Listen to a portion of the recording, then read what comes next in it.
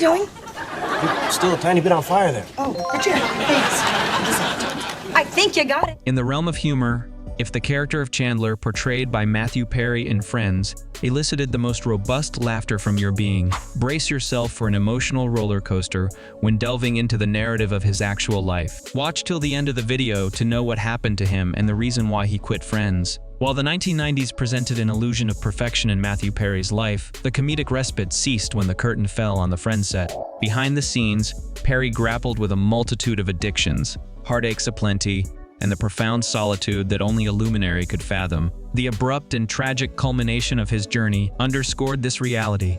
But the heart-wrenching saga commenced in his formative years. The genesis of Matthew Perry unfolded in Williamstown, Massachusetts. Born to thespian and vocalist John Bennett Perry and Suzanne Langford, young Perry yearned for constancy, a commodity withheld by his parental figures. While his father courted public familiarity through Old Spice commercials, familial recognition eluded Perry due to his parents' marital dissolution before he marked his first birthday. The aftermath dictated a relocation to Canada with his mother, engaged in service under Prime Minister Pierre Trudeau. Yet, for Perry, this transition translated into immediate tribulation. Within the precincts of Canada, Perry found himself enrolled in the esteemed Rockcliffe Park Public School, previously graced by the presence of Dutch princesses. During his tenure, Perry encountered Justin Trudeau, the current Prime Minister of Canada, and, at that juncture, the son of his mother's superior, Pierre Trudeau. Regrettably, the encounter unfolded discordantly, escalating to a physical altercation between Perry and Justin, an ominous precursor to the turbulence awaiting him in the realm of fame. Determined to pursue a career in show business, Perry transplanted himself to Los Angeles at the tender age of 15. Although he completed high school, his aspirations of television stardom dominated his pursuits. Embarking on the path of improv comedy, Perry secured his inaugural significant role. However, the script of fate had a harsh lesson in store. The sitcom, titled Second Chance, underwent a metamorphosis from the supernatural to the reality-based Boys Will Be Boys. Ironically, the reincarnated show failed to manifest the promised second chance. Facing cancellation after a solitary season, Perry weathered the blow with resilience, vowing not to depart Los Angeles until he attained stardom. Little did he foresee the ensuing disappointment. Transitioning from the small screen to the silver screen, Perry featured in A Night in the Life of Jimmy Reardon alongside the burgeoning River Phoenix. Convinced that this venture would catapult him and his co-stars to fame, Perry engaged in discussions on set about their future recognition as actors. However, reality proved a harsh tutor. Perry's optimism was met with the unanticipated reality of the film failing to secure the spotlight he envisioned. The aftermath left him grappling with the stark realization that stardom was yet to grace his trajectory. The predicament afflicting A Night in the Life of Jimmy Reardon lay in its struggle with a schizoid identity. The creators aspired for an adult comedy drama, while the studio executives yearned for a teenage cinematic experience. Alas, both factions found themselves bereft of satisfaction, and the film, along with Matthew Perry's presence, swiftly faded into the recesses of forgetfulness. A second false start for Perry, yet a glimmer of opportunity emerged in his subsequent role, albeit at a considerable cost. In the late 1980s, the television sitcom Growing Pains basked in the glow of immense popularity. Perry received an offer to join the cast for a limited stint, but the character he portrayed, Sandy, injected a somber note.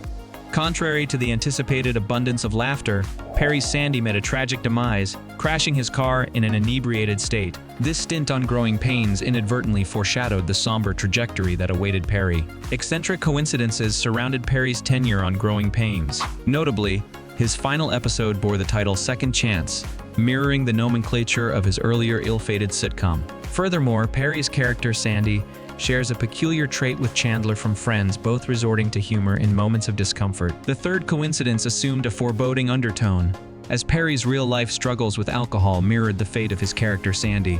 Having metaphorically perished on Growing Pains, Perry assumed a regular role in another sitcom, CBS's Sydney. Positioned as Valerie Bertinelli's triumphant return to television post her success in One Day at a Time, the show, unfortunately, failed to live up to expectations, meeting cancellation after a solitary season. Perry, inadvertently acquiring the moniker of the Prince of Cancelled Shows, witnessed behind-the-scenes upheavals amid his professional setbacks. Despite the professional turbulence, Perry cultivated a penchant for romantic entanglements with striking women during this period before Gwyneth Paltrow ascended to stardom. Perry engaged in intimate moments with her in a closet additionally. He asserted to have played an amorous game of tonsil hockey with Valerie Bertinelli even as her husband Eddie Van Halen lay unconscious in the adjacent room. A date with Cameron Diaz, however, took an unexpected turn when she inadvertently delivered a punch to Perry's face, thwarting any prospects of a kiss. Contemplating a potential departure from the entertainment industry, Perry seized one last opportunity in the form of LAX 2194, a seemingly calamitous project centered around baggage handlers at the Los Angeles airport in the distant year 2194. Perry completed the pilot, anticipating the imminent rejection that typically accompanied such ventures. However, fate intervened unexpectedly. While awaiting the anticipated verdict on the fate of LAX 2194, Perry altruistically aided a friend in preparing for an audition. The audition pertained to a sitcom generating positive word of mouth, 6 of 1. Perry's selfless assistance took a surprising turn when, out of the blue, he received a phone call. 6 of 1 expressed interest in considering him for one of the roles, marking an unexpected twist in his narrative. Amidst the casting conundrum faced by David Crane and Marta Kaufman for the character renowned for wit and sarcasm on 6 of 1, no candidate managed to infuse the dialogue with the required brilliance. Matthew Perry, well-versed in the script due to his assistance to a friend, found destiny beckoning. Despite Perry's stellar audition for 6 of 1, a hitch surfaced. His pilot for LAX 2194 lingered in uncertainty, impeding his commitment to the forthcoming sitcom. Demonstrating unwavering dedication, Crane and Kaufman navigated this hurdle with ingenuity to secure Perry. They delved into the intricacies of the LAX pilot. Seeking a solution, an unexpected twist emerged when someone from Warner Bros. Present at the taping of the LAX 2194 pilot offered a decisive assessment. Perry could be enlisted for 6 of 1, as the fate of the other show seemed bleak. Consequently, 6 of 1 underwent a metamorphosis, emerging as the iconic Friends. Hired on a Friday, Perry found himself thrust into work the following Monday, oblivious to the global phenomenon Friends was destined to become. Perry, who had harbored aspirations of fame, wealth, premier restaurant seating, and attention, found himself grappling with the realization that achieving his desires could be a double-edged sword. Unbeknownst to him, secret weapons lurked within his arsenal. Perry's distinctive speech pattern, characterized by emphasizing seemingly incongruous words in a sentence, set him apart from the Friends ensemble. This idiosyncrasy, cultivated since childhood, inadvertently influenced American speech, potentially altering it permanently. Perry's impact extended beyond linguistics, reaching the realms of romance with some of the most prominent women in the public eye. Celebrity dating became a perk of being part of the Friends juggernaut. Julia Roberts, seeking to enhance her fame, expressed interest in guest starring on the show, but with a singular condition: her involvement exclusively in Perry's storyline. Perry, taken aback, responded with an extravagant bouquet of 3 dozen roses. In a quirky retort, Roberts reciprocated with a substantial supply of bagels. Their relationship swiftly gained momentum, adding a unique chapter to Perry's evolving life. It's crucial to acknowledge that during this period, Julia Roberts stood as a luminary in the realm of major motion pictures, while Matthew Perry's fame emanated primarily from a sitcom. Despite the dissimilarity in their statures, Roberts appeared unfazed by the discrepancy. However, geographical distances posed a formidable challenge, given the absence of contemporary communication tools like WhatsApp, iMessage, and even email. Amusingly, Perry and Roberts resorted to the prevalent technology of the time, fax machines, to engage in flirtatious exchanges. Their initial interactions unfolded through these mechanical marvels until they could finally rendezvous in person, solidifying their connection. This occurred before Roberts filming her episode on Friends, imbuing their on-screen chemistry with an authentic essence. Perry even ventured to New Mexico to celebrate the new year with Roberts' family, signifying a deepening commitment. Perry, basking in the joy of dating America's sweetheart, was blissfully content. However, the trajectory of their relationship took an unexpected turn. Inexplicably, Perry struggled to reconcile the reality that a Hollywood icon like Roberts would choose to date a mere TV star, even one gracing the highest-rated television show. This internal conflict prompted a self-destructive response. Consumed by the belief that he was unworthy of Roberts, Perry succumbed to the conviction that she would inevitably realize this truth and decided to preemptively end their relationship. He vividly recalls the perplexed expression on Roberts' face during this unexpected turn of events, yet Perry rebounded swiftly from the episode. Another intriguing chapter unfolded in Perry's romantic chronicles with the involvement of Yasmine Bleeth, a figure associated with Baywatch. Although Bleeth never physically graced the Friends set, Perry's character, Chandler, manifested an obsession with her. frequently referencing her name. In 1996, Perry's fantasy materialized as they embarked on a brief relationship. Despite Perry's associations with captivating women, his mischievous and occasionally vindictive tendencies persisted. Reflecting on his high school years, Perry's inclination toward humor and being a class clown had earned him skepticism from a teacher named Dr. Webb. Dr. Webb had expressed doubts about Perry's future unless he curtailed his penchant for jokes. Friends' success had already refuted this assessment. But Perry, driven by a desire to assert his triumph, sent a copy of the People magazine issue featuring him on the cover to Dr. Webb. This episode didn't signify an overwhelming indulgence in fame, as Perry's subsequent actions demonstrated. The camaraderie among the Friends cast was evident in their unwavering support for each other. When Perry received an Emmy nomination for Best Actor, a predicament arose. The collective ethos of the group questioned the concept of a singular Best Actor in an ensemble comedy. In response, Perry actively intervened, having his name withdrawn from the nominations and insisting on a unified acceptance of supporting actor nominations. Despite their tight-knit bond, the realm of acting awards remained capricious for the Friends ensemble, introducing an element of unpredictability into their journey. Astoundingly, there exists a faction of individuals who harbor disdain for the iconic sitcom Friends. Notably, the Razzie Awards, renowned for highlighting the nadir of various categories, extended their disapproval to 5 out of the 6 Friends cast members by nominating them for Worst Actor in a twist of fate. Matthew Perry, armed with charm and skill, emerged as the sole core cast member to elude the ignominious Razzie recognition, yet his fortuitous streak was destined to encounter a shift. A pivotal juncture unfolded abruptly in Perry's life during the zenith of Friends' frenetic popularity. Engaging in a jet skiing escapade, Perry experienced an accident that ushered in persistent pain. The innocuous prescription of Vicodin by his doctor, intended to alleviate his discomfort, inadvertently unraveled a harrowing descent. In the aftermath, Perry unearthed a disconcerting revelation. The prescribed pills elicited sensations surpassing any he had ever experienced. This marked the genesis of a chilling downward spiral into addiction. Perry succumbed rapidly to the allure of the prescribed medication, leading him to voluntarily seek rehabilitation for Vicodin addiction. The term addiction scarcely encapsulated the severity, as Perry found himself ingesting a staggering 55 pills daily during his 28-day stint at the rehab center. While the rehabilitation may have mitigated his reliance on Vicodin, Perry now grappled with additional challenges in his pursuit of the elusive feel-good sensation. Bereft of Vicodin, he sought solace in the infamous medication, OxyContin, necessitating another sojourn into rehab. His tribulations extended further as he grappled with a legitimate drinking problem, at one point consuming a quart of hard liquor daily. Remarkably, Perry managed to maintain his professional commitments, appeasing the fans who remained enamored with the character of Chandler. However, the higher-ups at Warner Bros. Harbored concerns, not of Perry's rehab endeavors, but rather concerning his physical appearance. Perry's fluctuating weight, influenced by his medication and alcohol consumption, prompted Warner Bros. Executives to intervene, urging him to shed pounds. In a supportive gesture, Friends co-star Jennifer Aniston volunteered to assist as his trainer. Nevertheless, Perry's social circle at the time inadvertently exacerbated his challenges. In 1998, Matthew Perry shared the screen with the comedic genius Chris Farley in Almost Heroes. While both possessed remarkable comedic prowess, they shared a darker commonality: struggles with addiction.